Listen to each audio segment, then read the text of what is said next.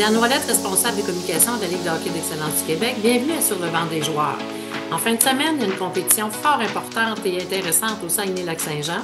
C'est le Challenge M15-3A qui a lieu à la baie, plus précisément. Pour pouvoir nous parler de cette compétition de grande envergure, j'ai avec moi des joueurs qui font partie de l'équipe M15-3A des Espoirs Saguenay-Lac-Saint-Jean. Sans plus tarder, Pierre-Alexandre Côté joue pour les Espoirs à la Défense cette année. Yamara Fortin, numéro 30, je suis voleuse. Pierre-Alexandre Privé, numéro 20, joueur de chambre. bienvenue et merci d'avoir accepté cette invitation. J'aimerais tout d'abord vous demander, est-ce que c'est depuis que vous êtes M13-3A que vous faites partie de la LHEQ? Pour ma part, oui, j'ai commencé quand j'étais en sixième année, donc j'avais 12 ans. J'ai progressé tout au long dans le parcours des Espoirs. C'est la même chose de mon côté, j'ai commencé en sixième année dans le sport, puis je continue cette année encore. Moi aussi, depuis la sixième année, je suis là, et jusqu'à la secondaire 2. En sixième année, vous étiez au primaire. Ouais. Donc, comment ça a été de faire ce travail-là, le primaire et aller au sport-études en même temps? Comment ça a été pour vous autres? Pour ma part, moi, j'étais à Chicoutimi, fait que j'ai voulu me voyager. Mais ça a été une belle expérience, j'ai beaucoup aimé ça. Les cours sont plus restreints, fait qu'il faut être plus attentif, mais c'est le fun de pouvoir progresser puis faire son sport qu'on aime à chaque jour. Ouais, moi, de mon côté, j'étais à l'école anglaise, puis il n'y avait pas un programme sport-études, alors l'après-midi, je manquais des cours pour aller faire mon sport, puis de mon côté, pour vrai, ça a été une des meilleures décisions. Puis, tout au long de l'année, j'ai essayé de rattraper mon retard, puis continuer à progresser dans mon sport. Moi, j'étais à l'école à Alma, à l'école Saint-Joseph. Nous autres aussi, c'était pas un programme modulaire. Là, il fallait reprendre les devoirs chez nous. Moi aussi, j'ai bien aimé ça. Mais pourquoi avoir choisi la LHEQ quand vous le saviez, ça allait vous demander autant d'efforts? Pour moi, ça a toujours été un but d'aller dans le plus haut calibre possible, pouvoir compétitionner, puis pour voir ce que je vaux contre des vrais joueurs de qualité. Moi, de mon côté, c'était aussi pour progresser, tu sais, dans un calibre de même, c'est aussi pour le développement de soi, puis ben, je pense que c'est un bon calibre pour voir où qu'on peut s'en aller plus tard. Moi aussi, c'était pour aller jouer dans le plus haut calibre. C'est souvent contre les meilleurs joueurs qu'on s'améliore. C'est quoi vos buts pour vous? À court et moyen terme, comment voyez-vous ça?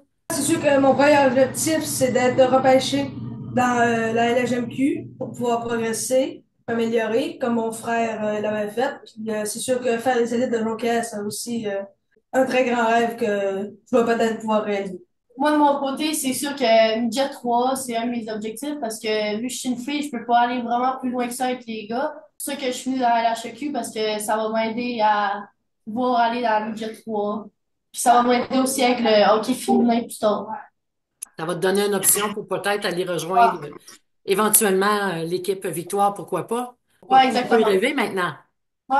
Ce serait de faire une jet 3 à 15 ans et aussi être repêché à la GMQ. Il faut passer par la LHEQ pour atteindre ces niveaux-là, évidemment. Mais en fin de semaine, un petit peu plus proche de vous autres, il y a ce challenge-là qui a lieu chez vous. Qu'est-ce que ça représente, ça, que ça se passe sur votre territoire? Je le dis devant mes parents, ma famille, puis c'est ça, de pouvoir représenter la région pour le tournoi LHEQ, c'est sûr que c'est une fierté, là. Ouais, exactement. Ben, de mon côté, c'est pas mal la même chose, là, pouvoir jouer à la maison, puis avoir les partisans de notre côté, c'est sûr que c'est le fun, puis je pense qu'on va avoir bien du plaisir en fin de semaine. Un peu la même affaire, là, de pouvoir jouer devant notre famille, les gens de chez nous, et de représenter la région. Qu'est-ce qu'on peut s'attendre de votre équipe en fin de semaine? Joue au calibre, on est prêt, je pense. On a pratiqué toute la semaine. Puis je pense que contre les autres équipes, on va être prêt à compétitionner puis à donner le meilleur de nous-mêmes. Exactement. Ben, je pense que on est prêt, là. Ça fait un bout de temps qu'on se prépare pour le challenge, puis je pense qu'on va essayer de donner tout ce qu'on est capable, puis on va voir ce que ça donne. La même chose, là, j'ai hâte de jouer, on va être prêt, on pratique, ça fait une semaine pour ça, puis on va donner le meilleur de nous autres. Fait que c'est possible qu'on puisse voir votre équipe en action tout le week-end et pourquoi pas se rendre à dimanche, évidemment. C'est C'est très l'idée. possible.